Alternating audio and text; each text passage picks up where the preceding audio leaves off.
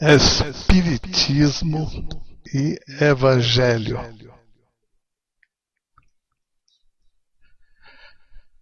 Evangelho é a tradução portuguesa da palavra grega Evangelion, que foi notavelmente enriquecida de significados. Para os gregos mais antigos, ela indicava a gorjeta que era dada a quem trazia uma boa notícia. Mais tarde passou a significar uma boa nova segundo a exata etimologia do termo. Ao termo estava unida a ideia de festa com cânticos, luzes, com cerimônias festivas. Era, em suma, o anúncio da alegria, porque continha uma certeza de bem-estar, de paz e salvação. Isso contém no livro de Battaglia, em 1984, página 19 e 20. O Evangelho é uma mensagem, geralmente de conteúdo religioso. A expressão surgiu com o cristianismo e significava boas novas ou boas notícias.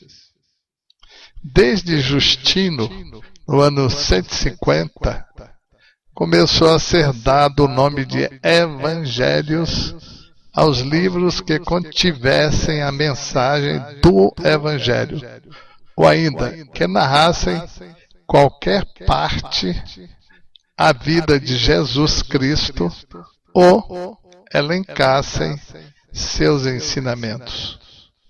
No mundo atual, a palavra é usada indistintamente se referindo a qualquer mensagem religiosa ou que seja pregada como solução completa para algum problema.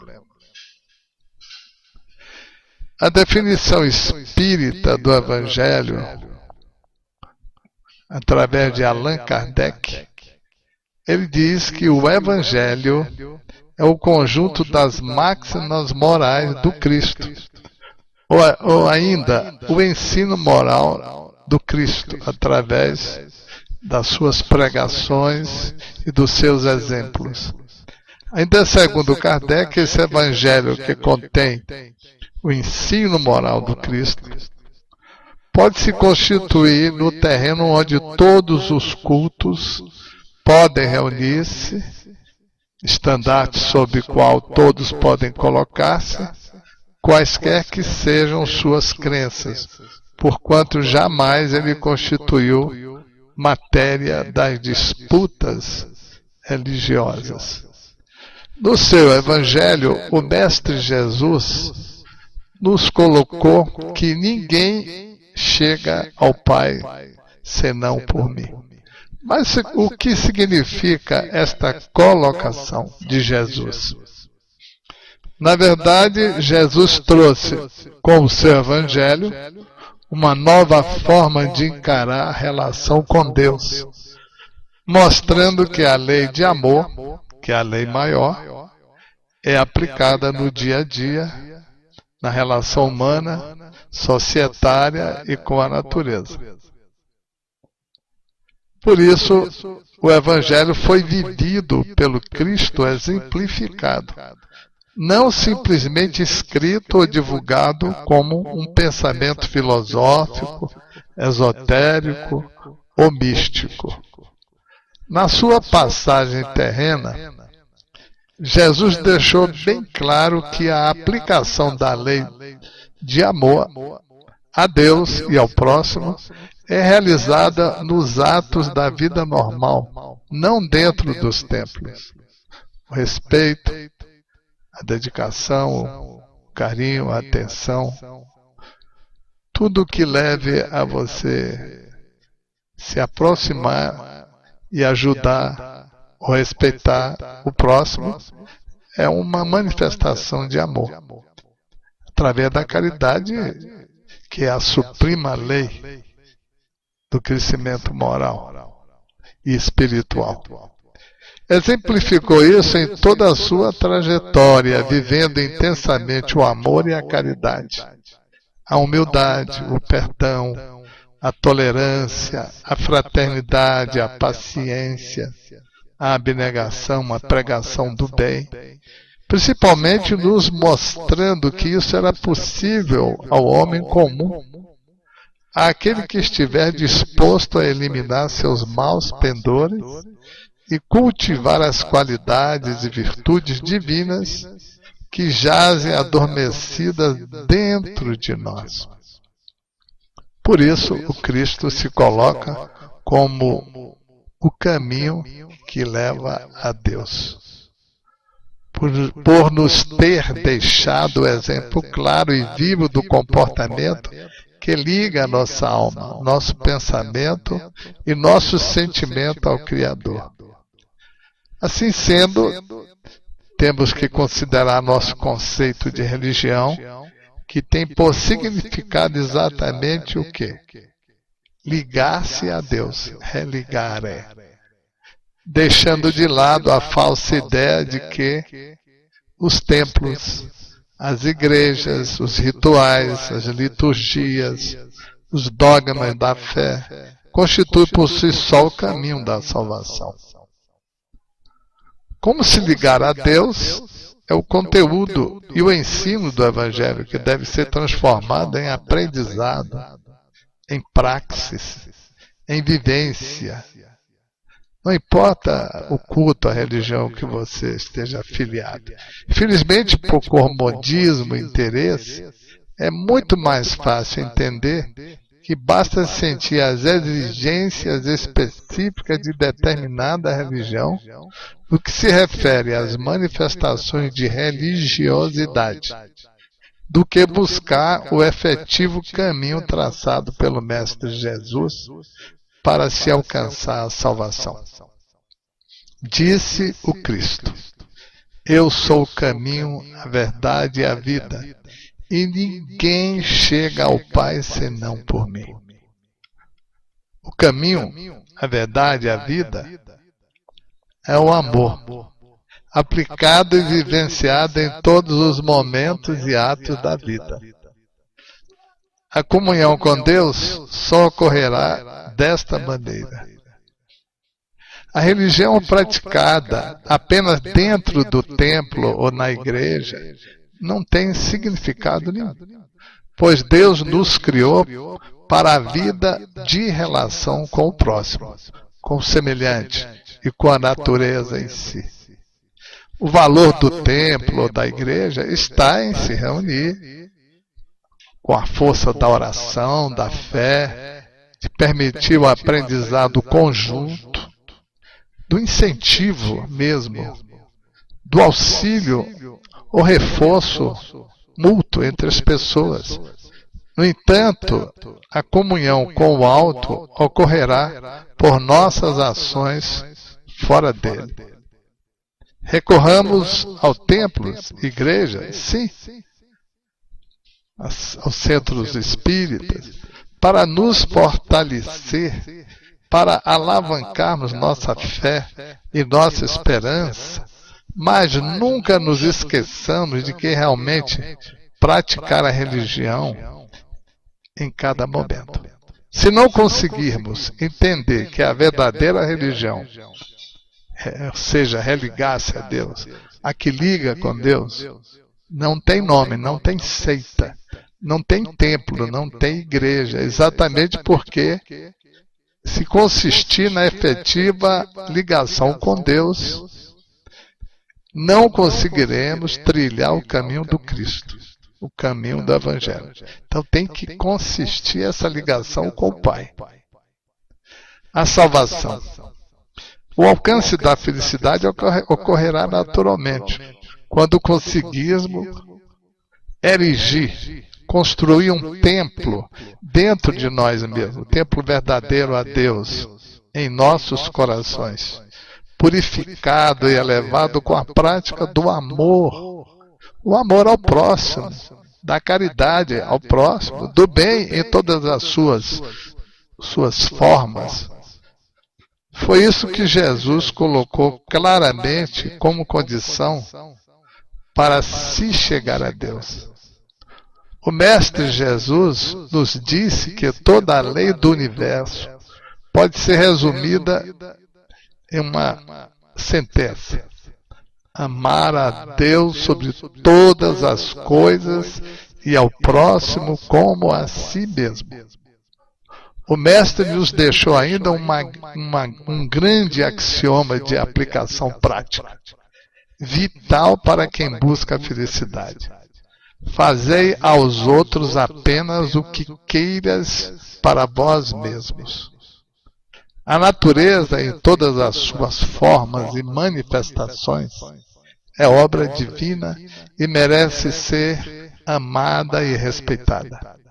Quem busca a felicidade, a espiritualização, ama, respeita e protege toda a natureza e toda a criação de Deus, a criação divina, inclusive seu próprio patrimônio físico, que é o seu corpo.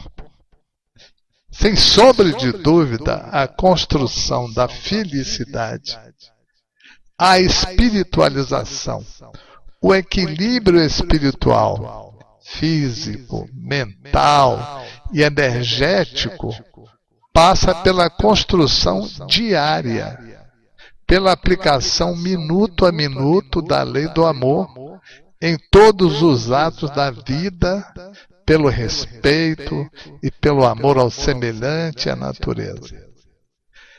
Essa é a verdadeira religião, aquela trazida pelo Evangelho de Jesus, aquela que nos liga verdadeiramente a Deus. O templo verdadeiro está dentro de nós mesmos. Por isso, Jesus sempre disse: neste mundo em que vivemos, orai e vigiai todos os dias. Quem não provou amarguras no vale humano da dor, nada entende de doçuras e desconhece o que é o amor. Amarguras são o manto dos que amam com ardor. Um poema captado de São João da Cruz durante um êxtase. A visão das religiões tradicionais é a criação do espírito, depois vem o nascimento, a vida de relação na Terra, essa estrada que nós caminhamos através dela, o que nós construímos, e depois cumprimos a nossa missão, a morte do corpo físico. Aí vem a análise da vida terrestre. Você mesmo, a sua consciência, após a morte, vai fazer uma análise de tudo que se passou na sua existência atual. Porque será somada às suas existências anteriores. Você foi uma pessoa boa? Sim. Então você vai ter provavelmente um futuro melhor. Se você não foi uma pessoa boa, não. Então, infelizmente, um pouco ruim ou muito ruim, você vai caminhar para a preparação para uma nova reencarnação, para você acabar de completar a sua missão, aquilo que você se comprometeu. Porque senão sua vida vai ser um inferno. Os problemas dessa visão tradicional, para analisar os problemas da visão céu e inferno, devemos iniciar por examinar alguns atributos de Deus. Quem é Deus? Deus é amor infinito. Deus é bondade e justiça infinita. Deus é perfeito. Deus é criador de todos os espíritos. Quando Deus nos criou todos iguais. Nós é que tomamos caminhos diferentes. Deus é sabedor de todas as coisas em todos os tempos. O destino e o funcionamento de todo o universo é regido pela vontade e pelo amor de Deus. Considerando que esses atributos divinos são verdadeiros e são realmente aceitos por todas as religiões, cabem aqui algumas interrogações. Ao criar o espírito, Deus já não saberia o seu destino? Ou seja, se ele iria para o céu ou para o inferno? Claro que sim, pois Deus possui a onisciência. Se Deus já sabia o destino de um espírito ao criá-lo, por que cria espíritos destinados ao inferno e ao sofrimento eterno? Se Deus criasse espíritos destinados eternamente ao sofrimento e à dor, ou seja, ao inferno, isso estaria em desacordo com a sua infinita bondade, justiça e amor. Se for verdade que o mal é necessário, para que os justos, que os bons o superem, não seria criado o mal também por Deus? Se o mal fosse criado por Deus, este não seria soberanamente justo, bom e amoroso, e, portanto, não seria Deus. Se existir uma só vida na Terra, no final dela existe a recompensa para os bons e justos, na forma do céu, do paraíso. Ao criar espíritos que vão para o céu e espíritos que vão para o inferno, isso seria justo por parte de Deus? Claro que não. E nesse caso, Deus não existiria, pois Deus necessariamente é a justiça divina. No inferno tradicional, temos a figura do demônio, do diabo, Satã, Belzebu, o anjo decaído, guardião eterno do mal, encarregado de punir os pecadores do fogo do inferno. Isso é coerente com os atributos divinos? Evidentemente que não. Se o demônio existisse, seria criação de Deus. Portanto, o mal teria sido criado por Deus. Além disso, se Deus tivesse criado o demônio, teria criado um filho seu destinado ao sofrimento e ao mal eterno. Ele não o faria. Se for verdadeiro que o demônio era um anjo rebelado, Deus teria falhado ao criar anjos, e com isso não seria perfeito, e sem perfeição, Deus não existiria. No céu, o paraíso tradicional, existe a figura dos anjos, arcanjos, querubins, serafins e outras pleiades dos anjos. Esses seres foram criados por Deus para trabalhar ao seu lado e para ajudar aos homens. Isso está de acordo com os atributos de Deus? Claro que não. Se Deus tivesse criado os anjos de forma diferenciada do que cria os espíritos dos seres humanos, estaria cometendo uma enorme injustiça. Teria criado seres privilegiados. Os anjos que nada fizeram para merecerem receber tal título e incumbência, e teria criado os espíritos, seres da segunda classe, destinados ao sofrimento e à dor. Na visão espírita, nós temos que a evolução vem do princípio inteligente, é criação do espírito pela a inteligência suprema, que é Deus, e a vida de relação na Terra traz esses conflitos criados pelos próprios espíritos, porque Deus criou todos iguais. Nós é que escolhemos os caminhos. Quando depois a gente perde o corpo, a gente não morre, o espírito não morre. Na visão espírita, o espírito é eterno. Nós voltamos, depois da morte do corpo físico, ao plano espiritual. E necessita novo ciclo de aprendizagem na matéria? Às vezes não. E às vezes sim. Quando ele precisa, ele continua uma evolução. Ou no plano material, ou no plano espiritual. É a construção eterna de conhecimento da felicidade, auxiliando a Deus. Necessita do novo ciclo, aí chama-se reencarnação. Quer dizer, a gente volta à vida de relação. Nós não constituímos ou não construímos aquele caminho verdadeiro que a gente assumiu antes de reencarnar. Que eu gostaria de me tornar um ser mais perfeito.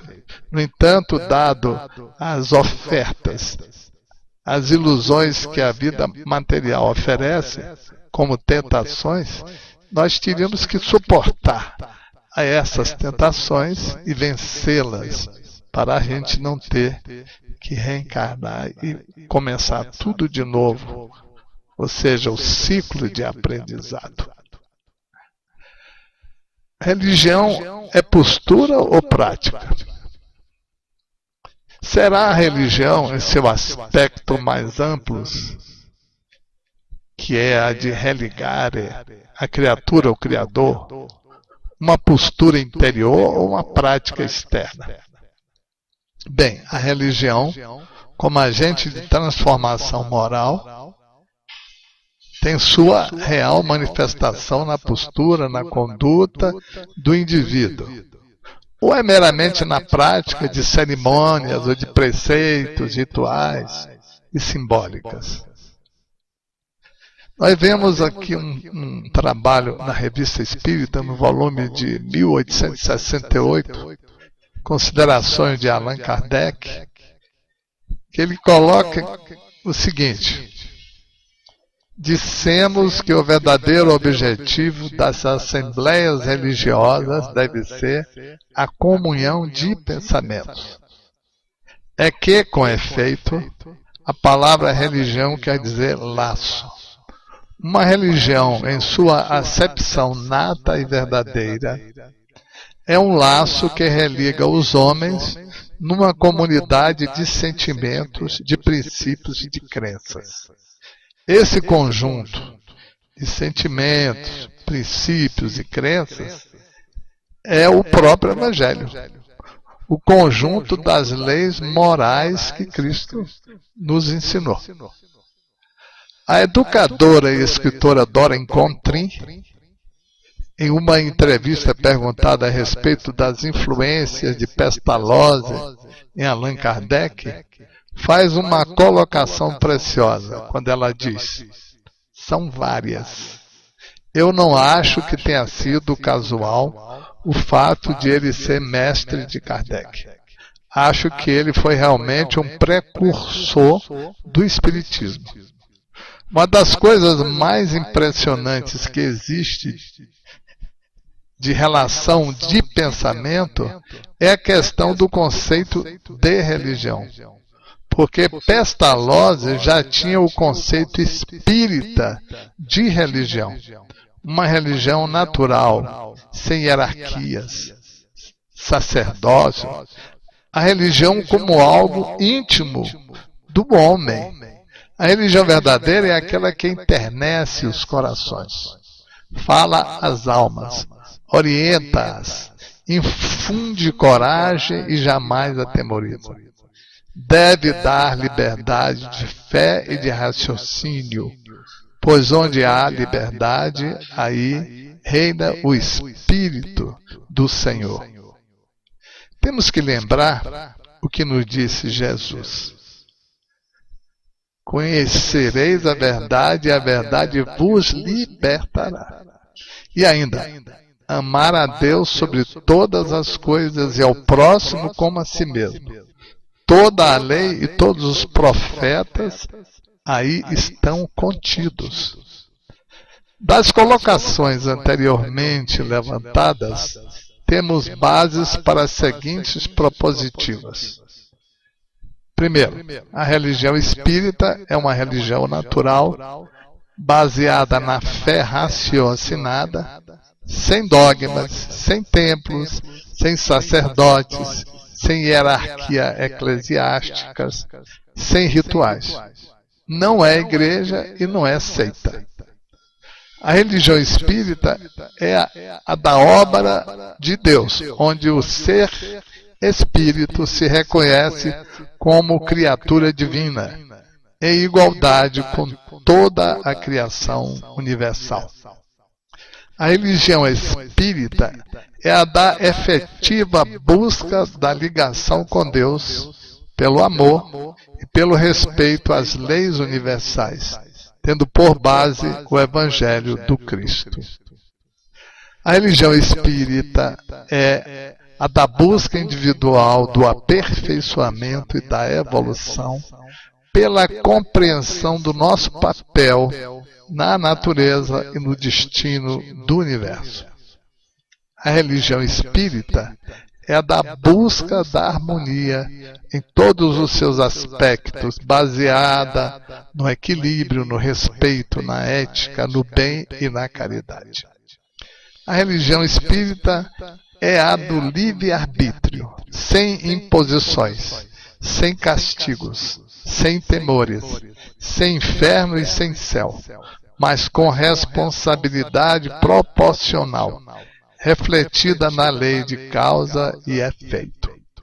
A religião espírita é aquela em que o templo é o universo, o altar é a vida de relação, e a oração é o viver em harmonia com a lei de Deus em todos os atos da vida diária. Ainda a religião espírita é aquela em que o reino de Deus deve ser construído em nosso interior pela compreensão da lei maior, pelo pensamento elevado, pela atitude firme no caminho do bem, pela construção diária da evolução e do aperfeiçoamento pessoal. A religião espírita é aquela da educação, do aprendizado, da busca da verdade, do amai-vos e instruí-vos. A religião espírita é aquela do equilíbrio entre a ciência, filosofia e ética moral, estabilizando o tripé que nos permite conhecer, inferir e amar. Ainda a religião espírita é aquela onde trilhamos a nossa própria estrada, construindo-a e pavimentando-a com os nossos erros e os nossos acertos. Isso reconhecemos como útil e necessário. A religião espírita é aquela em que não se necessita nem mesmo ter uma religião, bastando sim amar, respeitar, compreender, ajudar e servir. A religião espírita é aquela que nos permite reconhecer que somos deuses, que nos convida a utilizar esse poder divino para a nossa evolução, para mudar a nós mesmos, para mudar o mundo, para construir o bem. A religião espírita é aquela que nos lembra que nós fomos criados para sermos felizes e nos permite estudar, compreender e vivenciar os caminhos para tal, nos dizendo que apenas nós mesmos podemos fazer isso por nós. A religião espírita é aquela que praticamos quando nos ligamos com Deus, seja qual for o lugar onde estivermos, seja qual for a atividade que realizamos. Essa é a religião espírita perante o Evangelho. Muita paz para todos.